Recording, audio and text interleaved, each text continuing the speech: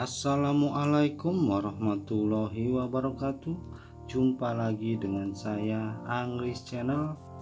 Di video ini saya akan membagikan tutorial cara menghack reset tipe Huawei Y336-U02 dengan tombol volume atas dan tombol power secara bersamaan. Oke, langsung saja kita mulai. Tekan volume atas dan tombol power secara bersamaan sampai keluar reboot factory reset ya. Oke, kita nyalakan dulu HP-nya. Maaf, baterainya bergeser. Oke, kita coba ulangi lagi. Kita nyalakan HP-nya dulu. Ini terkendala bootloop ya teman-teman, tidak mau masuk menu. Kemudian kita lepaskan dulu baterainya. Oke, kita pasang kembali dan kita coba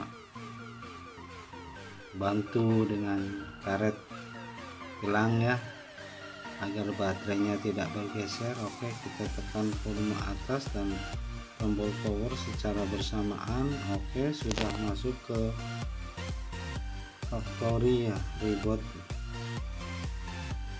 Oke, kita atur saja.